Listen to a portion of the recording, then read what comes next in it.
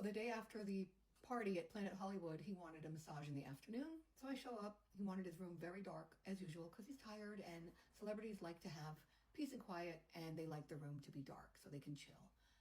I had a stool set by the headpiece, of the massage table so that I could sit and do his scalp. Then I started doing one of his arms, and I forgot that that stool was there, and it's super dark, so I actually did a flip over the stool and landed on my ass. And Bruce was like, "Are you okay? Dot, where are you?" And it was so dark, and I was laughing my ass off. And he's like, "So I'm going to call you Mrs. Bean now," because Mr. Bean was popular at the time, and he's very clumsy, so as a nickname, Bruce was calling me Mrs. Bean. It was really funny.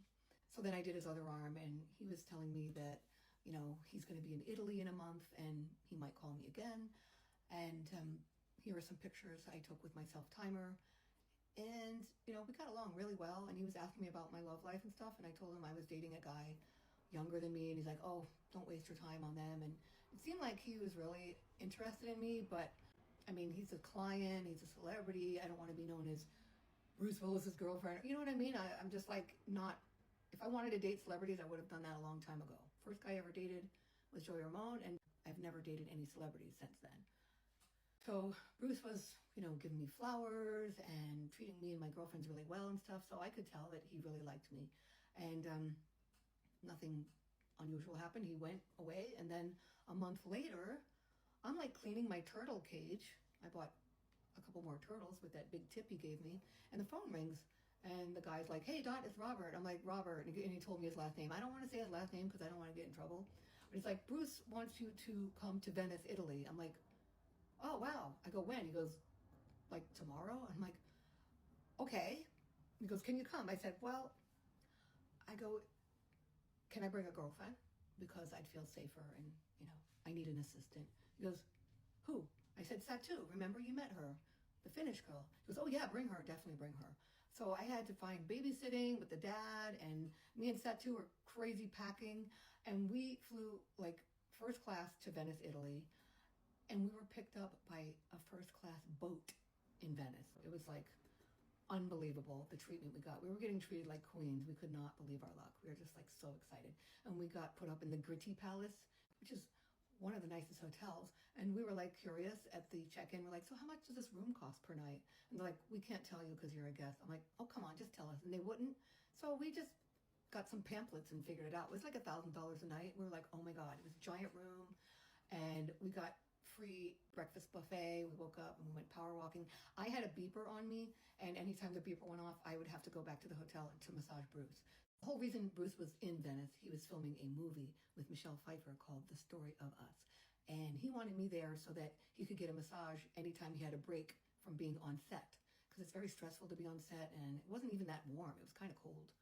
And so I was on call all the time, and Venice isn't that big, so Satu and I were just power walking, going on gondola boat rides from a gondola driver that I met already back in '92. And we were going out to eat and stuff. We were having a fucking blast. But I did have to go back to the hotel quite a few times and massage Bruce. And we got to know each other really well. And, he also had a party at night, and his friends were all there. And they're all standing up, taking turns, saying jokes. And Bruce kind of got pissed when other people were taking too long to tell their joke.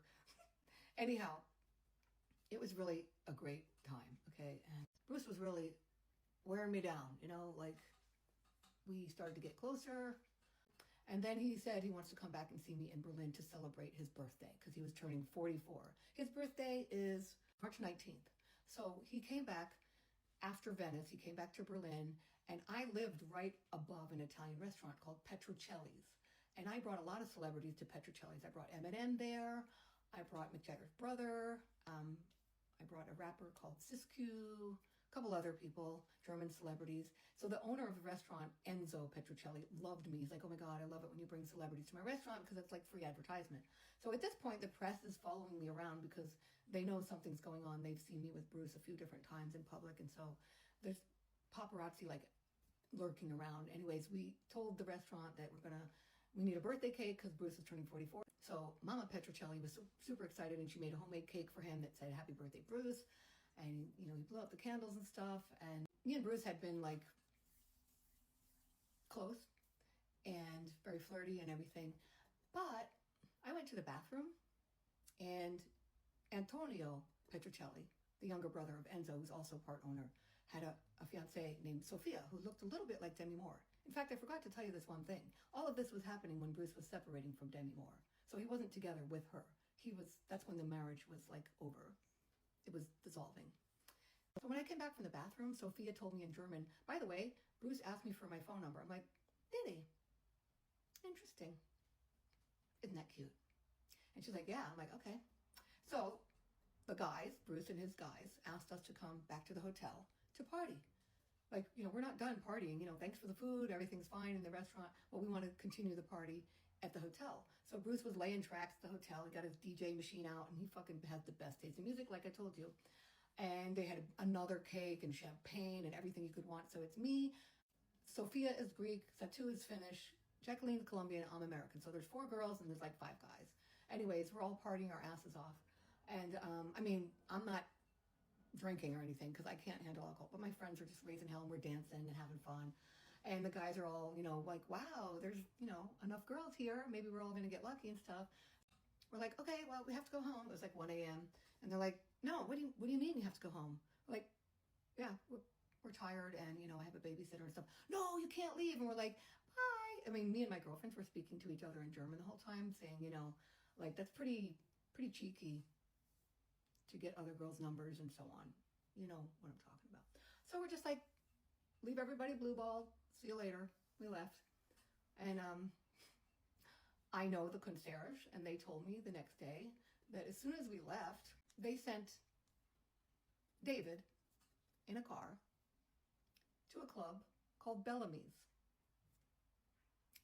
And that club is a gentleman's club. That's all I'm going to say. So we were replaced within 10 minutes. You're not supposed to date clients, okay? You're just not. But I'm only human. And how long would it take you if Bruce Willis was pursuing you? Yeah. How long would it take you to wear down? But anyways, I have nothing bad to say about Bruce. He was breaking free from a marriage. He wanted to raise hell. He wanted to party. He was super generous to me. And, I will always have a special spot in my heart for Bruce. He's hysterical.